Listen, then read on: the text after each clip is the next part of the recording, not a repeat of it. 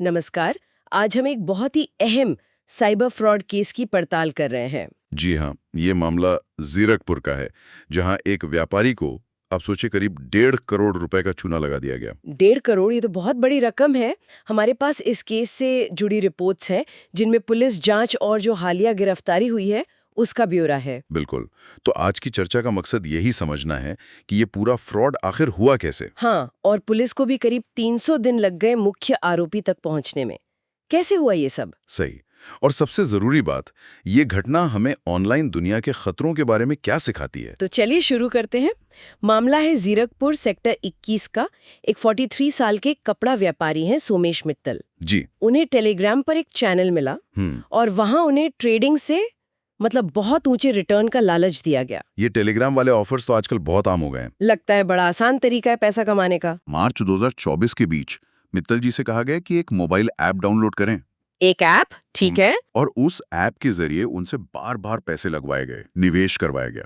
और मजे की बात यह है कि वो ऐप का डैशबोर्ड वो बड़ा असली सा दिखता था। अच्छा, जैसे सच में मुनाफा बढ़ रहा हो। बिल्कुल नकली बढ़ते हुए नंबर दिखते थे। उन्हें लगा कि हाँ भाई पैसा तो बन रहा है, लेकिन वो सब सब झूठ था। सिर्फ स्क्रीन पर दिखने वाले नंबर, पूरी तरह से आंखों का धोखा। और फिर जब उन्होंने पैसा निकालने की सोची होगी। बस वहीं कहानी बदल गई। जैसे ही उन्होंने कहा कि मुझे पैसे निकालने, सारी कॉन्टैक्ट गायब, फोन नंबर बंद। ओह, तो वो ऐप भी बंद हो गया होगा। सब बंद। पीड़ित के पास कुछ नहीं बचा। ये तरीका बहुत कॉमन है इन स्कैम्स में। पहले भरोसा जीतो, फिर गायब हो जाओ। पुलिस के लिए तो ये शुरुआत में बहुत मुश्किल रहा होगा। मतलब ये लोग अपनी पहचान छुपाने के लिए क्या-क्या नहीं करते। बहुत ज्यादा मुश्किल। वो एन्क्रिप्टेड मैसेजिंग एप्स इस्तेमाल कर रहे थे, जैसे टेलीग्राम, व्हाट्सएप। इनको ट्रैक करना आसान नहीं होता। ऊपर से डिस्पोजेबल फोन नंबर, यानी ऐसे नंबर जो इस्तेमाल करके फेंक दिए जाते हैं। और बैंक खाते भी लगातार बदल रहे थे। तो पैसे का लेन देन पकड़ना भी मुश्किल, बातचीत पकड़ना भी मुश्किल। जी हाँ, बहुत जटिल हो गया था मामला। लेकिन पुलिस ने हार नहीं मानी। करीब 300 दिन। आखिर ये कामयाबी मिली कैसे? कोई तो सुराग हाथ लगा होगा। पुलिस लगी रही। उन्होंने डिजिटल फुटप्रिंट्स, मतलब ऑनलाइन छोड़े गए निशानों का पीछा किया। जैसे कि क्या होते हैं ये डिजिटल फुटप्रिंट्स? जैसे बैंक ट्रांसफर की डिटेल्स, ऐप में लॉगिन कहाँ से हुआ, किस आईपी एड्रेस से हुआ। इन्हीं छोटी छोटी कड़ियों को जोड़कर अच्छा। जांचकर्ता पहुंचे राजेश कुमार तक। ये उत्तर प्रदेश के एटा जिले का रहने वाला है। और फिर राजेश कुमार की गिरफ्तारी हुई। हाँ, पिछले हफ्ते ही उसे गिरफ्तार करके 5 दिन की पुलिस रिमांड पर लिया गया है। और पूछताछ में उसने माना भी है कि वो अकेला नहीं था। अकेला नहीं था, मतलब और भी लोग शामिल हैं। हाँ, उसने बताया कि उसके कई साथी इस पूरे नेटवर्क का हिस्सा हैं। इसी जानकारी के आधार पर अब यूपी में कई जगह छापे भी मारे गए हैं। ये तो एक बहुत बड़े नेटवर्क का हिस्सा लगता है। ये कहानी सिर्फ एक व्यक्ति के नुकसान की नहीं है, ये ऑनलाइन दुनिया के बड़े खतरे की तरफ इशारा कर रही है। बिल्कुल सही। ये केस दिखाता है कि कैसे ये अपराधी ऑनलाइन भरोसे का गलत इस्तेमाल करते हैं। ये सिर्फ लालच नहीं है, ये उस एहसास का फायदा उठाते हैं कि आपको कोई सीक्रेट स्कीम पता चली है। हाँ, कि ये मौका सिर्फ मेरे लिए है। एग्जैक्टली। और निशाना कौन बनते हैं?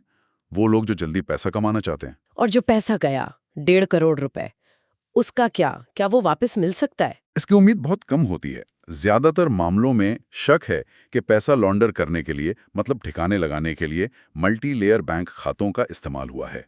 मल्टी लेयर मतलब एक खाते से दूसरे में, दूसरे से तीसरे में। हाँ, और इसमें म्यूल ऑपरेटर्स का भी इस्तेमाल होता है, यानी ऐसे लोग जिनके खाते इस्तेमाल किए जाते हैं अवैध पैसा घुमाने के लिए।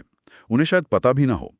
इससे पैसे का असली सोर्स छुपाना और रिकवरी करना बहुत मुश्किल हो जाता है। अधिकारियों ने भी चेतावनी जारी की है, खासकर ऐसे ऑनलाइन ऑफर से सावधान रहने को कहा है जो मैसेजिंग एप्स पर आते हैं। हाँ बिल्कुल।